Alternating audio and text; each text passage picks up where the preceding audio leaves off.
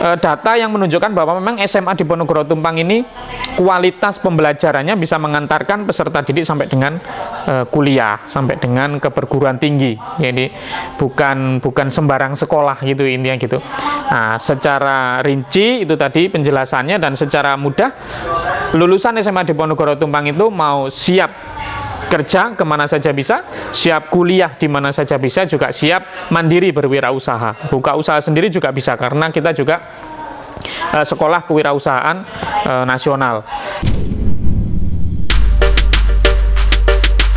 Welcome to SMA di Ponorogo Tumpang. Bisa. Assalamualaikum warahmatullahi wabarakatuh. Saya Teguh Bagus Nur Cahyo, guru di SMA di Ponorogo Tumpang, sekaligus mendapatkan amanah sebagai wakil kepala sekolah bidang kesiswaan, ketua tim pengembang sekolah, dan tentunya mengajar mata pelajaran matematika. Untuk tahun ini juga kimia. Dan riwayat pendidikan dari SD, SMP, SMA ya di Tumpang saja. Yang penting adalah SMA-nya adalah SMA di Ponorogo Tumpang. Saya waktu itu lulus tahun 2008. Langsung melanjutkan kuliah di Universitas Wisnuwardana Malang, jurusannya MIPA, konsentrasi pendidikan matematika. Dan S2-nya juga sama, pascanya di manajemen di Universitas Wisnuwardana Malang. Kemudian untuk kegiatan sehari-hari tentunya mengajar di SMA di Ponorogo Tumpang. Selain itu juga banyak kegiatan yang ada di luar yang sehubungan dengan pendidikan. Alhamdulillah mendapatkan amanah sebagai guru penggerak angkatan 2 di Kabupaten Malang ini, yang merupakan program Kementerian Pendidikan. Selain itu untuk angkatan 7 juga sebagai pengajar praktek, guru penggerak atau pendamping guru penggerak. Saya kira itu yang berhubungan dengan pendidikan. Sedangkan untuk yang kegiatan kemasyarakatan, saya lebih banyak aktif di kegiatan ormas, di Nahdlatul Ulama, di banyak organisasi, baik di badan otonom maupun di lembaga-lembaganya, termasuk di lembaga dakwah, lembaga takmir masjid, ya. Juga masih aktif sebagai pembina di Ikatan Pelajar Nahdlatul Ulama Kabupaten Malang, dan masih banyak yang lainnya. Dan tentunya itu sebagai pendukung saya sebagai guru di SMA di Ponorogo Tumpang ini, karena kompetensi guru itu selain kompetensi teknis, ada kompetensi pedagogik yang tadi bisa didukung oleh guru penggerak dan kegiatan-kegiatan pelatihan yang lainnya. Ada kompetensi sosial, di mana itu terdukung dengan kegiatan organisasi sosial yang biasa saya ikuti, dan juga kompetensi kepribadian.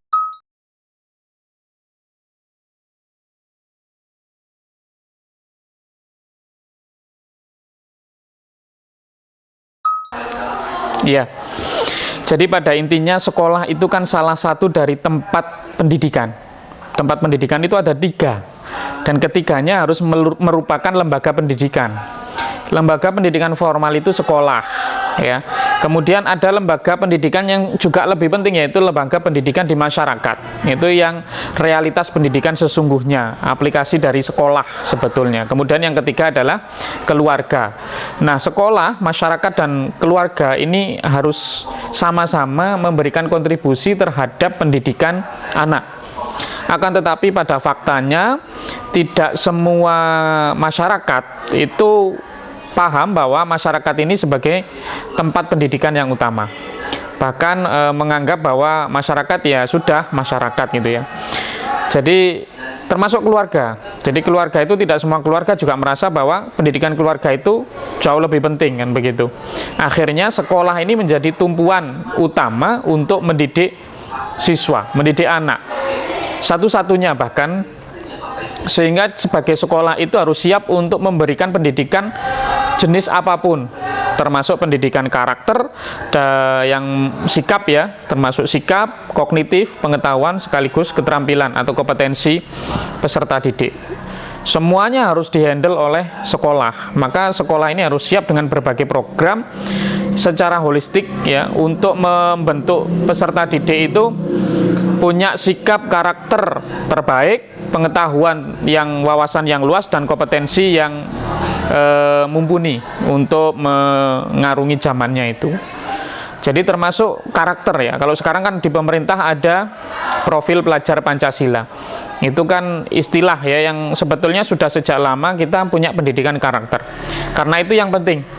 Jadi ada satu peribahasa yang menyatakan bahwa al-adabu fauqa ilm ya.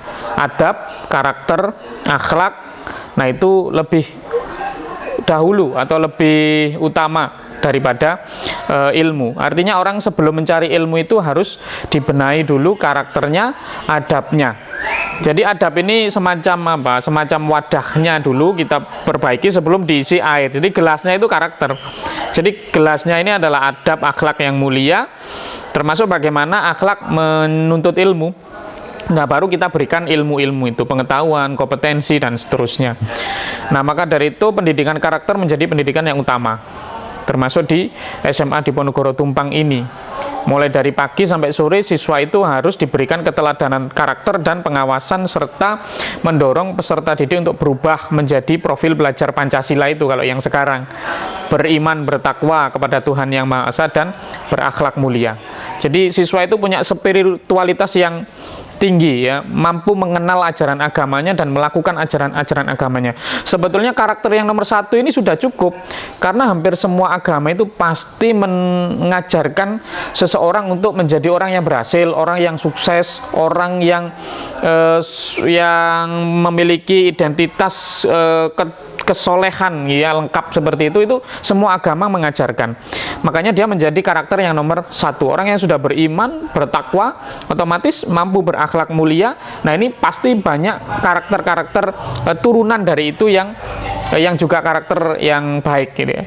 Termasuk akhirnya kan di profil itu ada yang kedua adalah berkebinekaan global. Artinya membentuk siswa itu yang wawasannya luas ya.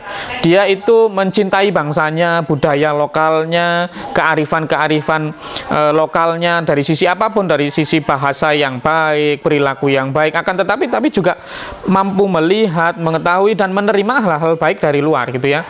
Dari mana saja boleh, karakter yang baik dari negara mana itu boleh saja kita adopsi, itu boleh. Namanya berkebinekaan global atau dapat juga diartikan toleransi ya. Jadi tidak mudah kaget dengan perbedaan-perbedaan ya, perbedaan apapun karena kita negara berbeda dari segala hal ya di Indonesia ini terutama. Kemudian yang ketiga adalah bergotong royong. Ini kan salah satu karakter bangsa kita yang sudah sangat lama. Jadi gotong royong, kerjasama, teamwork ini harus selalu digalakkan di kalangan peserta didik, baik di dalam kelas maupun kegiatan-kegiatan di luar kelas. Dan yang keempat adalah profilnya adalah bernalar kritis ya. Jadi bagaimana siswa itu suka baca, menerima informasi itu bisa mengolah. Kan sekarang itu banyak sekali siswa itu yang mudah sekali terprovokasi dengan berita yang tidak benar. Kenapa?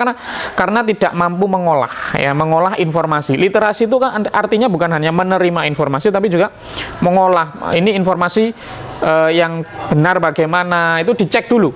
Kalau sekarang siswa itu nerima dari WhatsApp, bahkan bukan hanya siswa ya, kadang kita juga nerima dari WhatsApp, langsung aja yang penting share kanan, share kiri, tidak dilihat ini beritanya benar atau tidak, ini informasinya valid atau tidak. Nah ini adalah kemampuan bernalar kritis, termasuk bernalar kritis. Kemudian yang kelima adalah mandiri. Jadi siswa itu selain tadi bergotong royong ya, tapi siswa harus punya kemandirian, kemerdekaan. Dia punya kompetensi dan mau bertanggung jawab terhadap apa yang dilakukan. Jadi inti dari mandiri adalah tanggung jawab. Ya.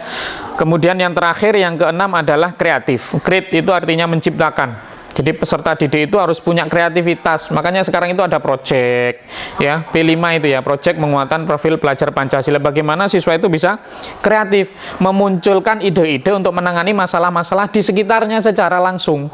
Gitu ya. Ini ada jam khusus tentang project yang di kurikulum yang Merdeka yang baru ini. Jadi itu program sekolah pada umumnya kalau di kita ini adalah sama dengan pemerintah ya, menguatkan profil pelajar Pancasila. Dan secara khusus itu visi itu kan sudah tergambar dalam satu mutu gitu kan. Jadi mantap spiritual, cerdas intelektual, berdaya saing global. Jadi spiritual dulu dimantapkan. Ya, jadi siswa itu punya keyakinan bahwa orang yang mencari akhirat, insya Allah dunianya akan mengikuti gitu ya. Jadi spiritual dulu baru diikuti dengan intelektual, menambah wawasan di kelas itu ya, menambah pengetahuan. Nah, kemudian mengimplementasikan pengetahuannya itu juga termasuk cerdas intelektual ya. Kalimat cerdas ini artinya mampu menerima dan mengamalkan ilmunya. Dan yang terakhir, berdaya saing global. Artinya kita sudah harus menjadi warga dunia. Bukan hanya warga Kecamatan Tumpang, bukan hanya sebagai warga Kabupaten Malang, warga Indonesia, tidak hanya itu, tapi juga berani menjadi warga dunia. Lah warga dunia ini punya syarat-syarat, yaitu kompetensi yang pertama, mampu komunikasi, mampu kolaborasi, yang sebetulnya semuanya sudah ada di profil pelajar Pancasila tadi, termasuk komunikasi kan berbahasa asing, berbahasa Inggris. Nah itu berdaya saing global, termasuk punya kompetensi yang bisa diadu di tingkat global. Ya, makanya di sini tuh ada double track ya, SMA double track ini tujuannya bukan hanya sekedar supaya SMA ini ada semacam kejuruan ya, semacam vokasi atau keterampilan saja, tapi selain itu kita harus menjamin bahwa kompetensi peserta didik itu betul-betul diakui oleh dunia industri, dunia usaha gitu ya, sehingga ketika lulus mereka sudah punya sertifikat kompetensi dari BNSP yang diuji langsung oleh LSP itu ya, lembaga sertifikasi profesi, itu independen, sehingga siswa kita itu betul-betul kalau bisa ya bisa, kalau tidak ya tidak akan diluluskan. Maka dari itu kalau sudah terima sertifikat itu maka bisa lah punya daya saing ya, berdaya saing, bahkan bukan hanya di tingkat nasional ya. Kalau sertifikat kompetensi itu ada yang kemarin itu yang sudah sampai ASEAN, ini kan sudah global. Jadi dia mau kerja dimanapun sertifikat itu diakui kompetensinya. Jadi selain tentu dapat ijazah SMA gitu kan.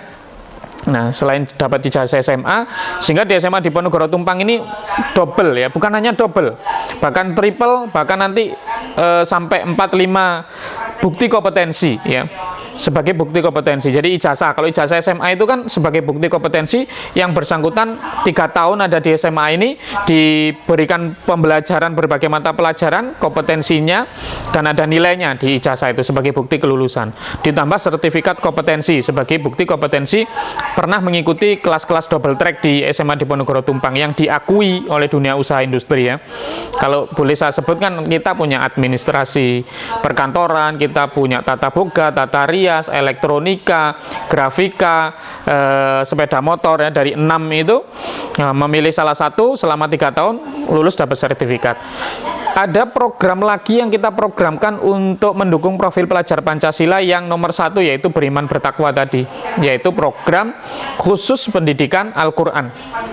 Nah, kita menggunakan metode Yambua, suatu metode yang sebetulnya banyak ya, metode di mana-mana itu banyak ya. Kalau boleh saya sebut ada Qiraati, ada Ummi gitu ya, ada Bilqalam, banyak sekali.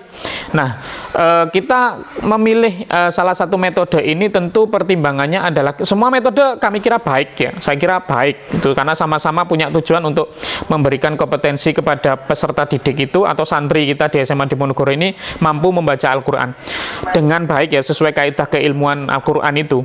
Nah, namun kita pilih Yambua ini salah satu pertimbangannya adalah dia banyak sekali di kampung-kampung itu ada TPQ atau RTQ yang menggunakan metode ini, sehingga peserta didik di sini itu bukan hanya nanti kita luluskan hanya mampu punya ijazah sebagai atau sertifikat sebagai mampu membaca Al-Quran dengan metode Yambua, tapi juga sebagai guru ngaji. Nah, menjadi guru ngaji kalau TPQ-nya sudah tersebar di kampung-kampung, mereka otomatis ilmunya manfaat. Jadi kalau sore atau malam bisa membantu di TPQ-TPQ di sekitar rumahnya atau di mana, nah, karena sudah banyak tersebar metode ini di masyarakat. Jadi itu salah satu pertimbangan kenapa kita menggunakan metode itu ya. Nah, selain itu kita punya kelembagaan unit ya, masih di bawah lingkup SMA Diponegoro Tumpang. Jadi kita sudah terdaftar itu ya. Kalau di belakang ini ada sertifikat dari Kemenak Kabupaten Malang bahwa kita ini sudah punya nomor induk madrasah diniyah. Jadi yang menaungi kegiatan keagamaan termasuk metode Yambu'a, Al-Quran tadi itu adalah Madrasah Diniyah Awaliyah, kita beri nama Al-Mashhudiyah ya. Jadi itu unit yang menaungi kegiatan keagamaan, sehingga nanti siswa lulus juga akan dapat selain bukti ya, syahadah atau sertifikat ya, istilahnya syahadah Al-Quran guru ngaji tadi dari metode Yambu'a, juga dapat ijazah madrasah diniyah. Ini sudah berapa tadi? Sudah 4 kan? Ijazah SMA, sertifikat kompetensi, kemudian dapat syahadah Yambu'a, dapat ijazah madrasah diniyah. Nanti juga dapat, kita juga kasih sertifikat keterampilan sesuai dengan keterampilan vokasi yang dipilih, gitu kan? Ini sudah berapa? Sudah 5 ya.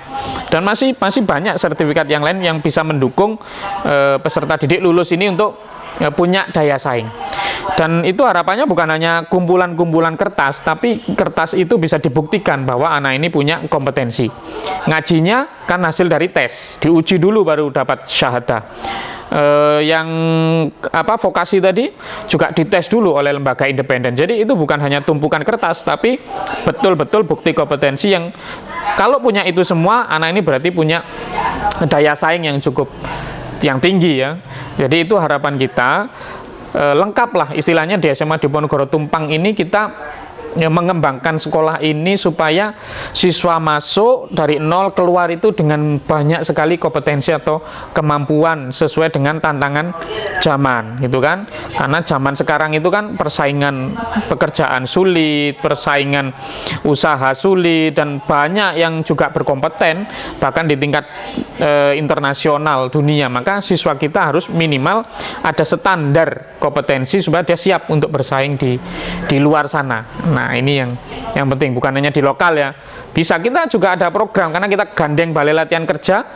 Kita juga sebenarnya bisa anak-anak itu kerja di luar negeri, bisa ke Jepang, bisa nanti dilatih dulu selama 1 bulan di BLK, kan bisa dikirim magang ke Jepang atau ke negara yang lain yang ada kerjasama dengan balai latihan kerja. Nah itu ya.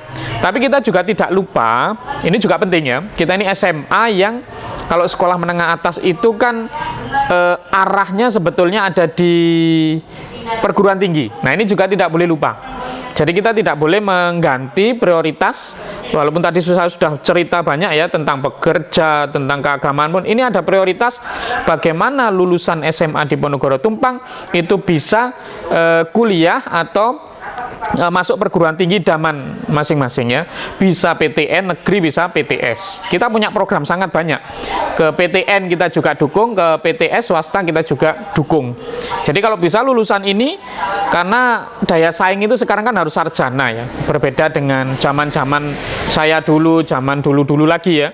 Jadi sarjana itu sekarang masih standar gitu ya. Ya minimal anak kita harus bisa lanjutkan kuliah, bisa sambil kerja boleh, sambil kalau sore ngajar ngaji kan boleh ya, tapi tetap sambil buka usaha sendiri boleh, tapi tetap harus kuliah gitu ya. Kalau bisa di PTN, kalau tahu tidak masih banyak PTS swasta yang juga berkualitas di Malang ini juga banyak, mau di luar Malang juga banyak. Nah ini juga terbukti dari setiap tahun kita selalu bertambah ya jumlah siswa yang diterima di perguruan tinggi. Untuk tahun ini kan ada 30 lebih yang diterima di perguruan tinggi yang negeri ya, yang negeri. Belum yang swasta, 50 lebih yang tahun ini saja. Tahun kemarin sekitar 7 bulan anak itu di PTN PTS ya, tahun sebelumnya juga 75 anak. Nah, ini data yang menunjukkan bahwa memang SMA Diponegoro Tumpang ini kualitas pembelajarannya bisa mengantarkan peserta didik sampai dengan kuliah, sampai dengan ke perguruan tinggi. Jadi bukan sembarang sekolah gitu intinya gitu. Nah, secara rinci itu tadi penjelasannya, dan secara mudah lulusan SMA Diponegoro Tumpang itu mau siap kerja kemana saja bisa, siap kuliah di mana saja bisa, juga siap mandiri berwirausaha, buka usaha sendiri juga bisa, karena kita juga sekolah kewirausahaan nasional. Jadi itu berbagai kelebihan, Dan ini semua tentu menunjukkan bahwa kualitas sumber daya manusia yang ada di SMA ini juga unggul. Guru-gurunya luar biasa, pasti luar biasa. Tidak mungkin guru-guru yang biasa. Ya, jadi inilah yang menyebabkan kita bisa mencetak lulusan yang berkualitas. Nah, itu.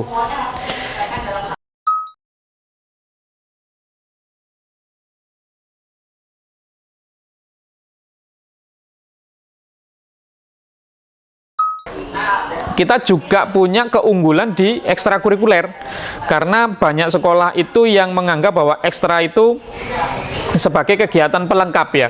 Kalau di SMA kita tidak. Ya, jadi banyaknya piala yang ada di ruangan ini sangat banyak sekali. Ini menunjukkan bahwa kita serius untuk membangun minat bakat peserta didik. Bisa jadi peserta didik itu berhasil dari ekskul. Ya. Kita memberikan pilihan 23-25 ekskul ada di sini. Jadi berbagai bidang, ada bidang yang kepanduan, ya pramuka, PMR, ada bela diri, ada olahraga banyak, ada kesenian banyak, ada bahasa banyak, banyak sekali. 23 pilihan itu peserta didik boleh memilih apapun, ya sesuai dengan minat bakatnya. Lebih dari satu juga boleh ya, minimal satu yang harus dipilih. Dan itu kita arahkan peserta didik betul-betul punya passion di bidang ekskul dan kemudian bakatnya terasah. Bisa jadi ini menjadi jalan sukses bagi anak itu. Ya, bahkan jalan kehidupan bagi anak tersebut yang misalnya dia punya bakat badminton, kemudian ikut ekskul badminton menjadi atlet badminton. Kita arahkan ke arah sana, sehingga kita wajibkan memang untuk ekskul-ekskul itu punya program mengikuti perlombaan, mengikuti turnamen-turnamen ya. Kalah menang urusan belakang, tapi yang penting adalah usaha, dan usaha maksimal itu tidak akan mengkhianati proses. Apa sih hasilnya pasti bagus. Gitu ya, entah juara berapa kan banyak sekali, termasuk yang sering juara kewirausahaan itu kan bolak-balik juara itu karena mengikuti perlombaan. Jadi syarat utamanya adalah mengikuti kompetisi. Orang kalau mau juara harus kompetisi. Kalau kita nggak kompetisi, nggak ikut lomba, mana mungkin bisa juara? Nggak mungkin, orang nggak lomba kok mau juara. Jadi juara dulu, lomba dulu. Nah, dibiasakan sehingga anak itu mampu melihat kompetisi di luar. Oh, saya punya lawan begini-begini. Akhirnya kan terangkat bakat minatnya itu. Jadi yang penting itu ya. Jadi yang penting kita serius. Istilahnya program kita kan ekstrakurikuler yang powerful, bukan hanya yang sebagai tambahan. Apalagi hanya untuk nilai di rapor, tidak. Tapi bagaimana bakat anak itu betul-betul diasah. Ya, walaupun tidak harus semuanya total terasah, tapi mayoritas bisa sesuai bakat dan berkembang. Kadang anak kan di kelas itu mungkin kurang bisa menerima pembelajaran gitu kan, karena bukan passion ya misalnya, tapi passionnya ternyata pada bakatnya, juga enggak apa-apa. Yang penting di kelas standar itu kan kompetensi standarnya dilalui, ditambah dengan ekstrakurikulernya diseriusi, ditekuni, bisa jadi menjadi jalan keberhasilan gitu. Banyak contohnya itu banyak ya, olahraga malah lebih banyak kan begitu, seni juga bisa gitu kan, seni musik menjadi jalan hidupnya, jalan keberhasilannya juga bisa ya. PMR akhirnya kan dia ikut jadi perawat, jadi bidan, jadi karena dulunya PMR ya kan, jadi terasah gitu ya. Pramuka kan gitu juga bisa terasah, banyak sekali itu untuk ekskul kita, dan buktinya adalah piala-piala yang ada di ruangan ini semua. Ini bukti nyata yang tidak perlu berbicara, tapi sudah kelihatan hasil dari usaha anak-anak kita itu.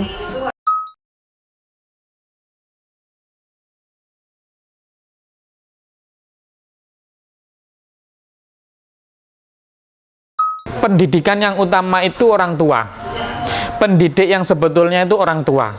Gitu kan, tugas orang tua itu begitu anaknya lahir memberi nama, memberikan gizi ya, suplai gizi, terutama ada ASI di sana, ada makanan yang sehat, itu kewajiban ya. Dan yang ketiga adalah membenahi akhlak ya, membenahi adab anak itu, termasuk pendidikan.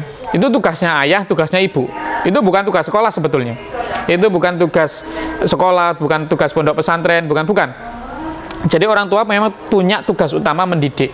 Akan tetapi memang kebanyakan dari kita tidak memahami bahwa orang tua adalah pendidik yang utama. Ibu itu adalah madrasah pertama bagi anak-anaknya gitu ya. Sekolah ini pelengkap. Pesantren kalau dipondokkan itu juga pelengkap. Jadi harus pendidikan dari rumah. Karena dari rumah belum cukup, nah ini penting. Jadi di rumah harus ada pendidikan, baru kalau belum cukup dikirimkanlah anak ini ke sekolah. Karena kan orang tua tidak mungkin mengajar fisika, kimia, biologi, kan tidak mungkin semuanya. Tapi memberikan dasar tadi, akhlak tadi, adab tadi harusnya di rumah. Nah, sehingga jadi kalau bayangan saya ya, antara pendidikan di sekolah, masyarakat, keluarga, ini minimal kalau 3 ini bertanding, maka harus ada 2 yang positif. Maka anak ini akan selamat. Kalau sekolahnya sudah baik, tentu baik ya sekolah ya. Kemudian keluarganya baik, andai kan di masyarakat dia menemukan teman yang kurang baik, orang yang kurang baik, dia akan tetap bisa baik karena yang 2 masih menang. Gitu kan? Ya yang lebih baik 3-3-nya positif ya. Tapi kalau tidak, minimal 2 yang juara. Bisa jadi anak ini keluarganya mungkin tidak terlalu terawat misalnya ya, orang tuanya tidak memperhatikan ya, misalnya ya, berarti kan negatif. Tapi kalau di sekolahnya positif, kemudian dia di masyarakat lingkungannya tetap positif, ya dia akan tetap baik gitu ya. Jadi dari 3 lingkungan ini minimal 2 yang harus berhasil, dan sekolah memang harus menjadi positif. Maka keluarga sebagai madrasah utama tadi ya tetap harus menjadi tempat terbaik untuk pendidikan. Gampangnya keteladanan itu ada di rumah dulu. Nah, orang tua harus meneladankan dulu kebaikan-kebaikan itu, gitu ya. Kalau toh belum mampu meneladankan, minimal tidak meneladankan keburukan, kan gitu kan. Jadi diupayakan bertemu dengan orang tua ini, dengan anak ini juga intensitasnya tinggi, ya. Karena kalau di sekolah kan berapa jam paling, tapi setelah itu kan ada di rumah. Dan di sekolah ada batasnya kan, SD 6 tahun, SMP 3 tahun, SMA 3 tahun ya. Tapi yang dia akan tetap menjadi anak dari orang tuanya dari lahir sampai kapanpun, gitu kan. Kalau di sekolah ada namanya alumni kan, tapi kan tidak ada alumni anak, kan tidak ada. Nah, makanya dia menjadi pendidikan yang utama. Gitu ya. Harus orang tua. Gitu. Kalau ada siswa yang orang tuanya tidak ada, maka yuk kita tarik, sekolah juga harus mampu menjadi orang tua.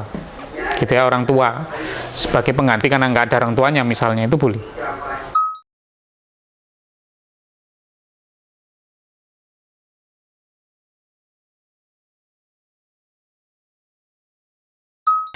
Ya, terima kasih. Jadi itu tadi sedikit sebetulnya dari cerita tentang sekolah ini. Jadi bagaimana keunggulan sekolah ini, bagaimana kita cara untuk menata peserta didik ini lulus dengan sebaik-baiknya. Dan mudah-mudahan kita tetap bisa bertemu kembali, berbincang kembali dalam kegiatan ini. Terima kasih atas perhatiannya. Mohon maaf jika ada kekurangannya.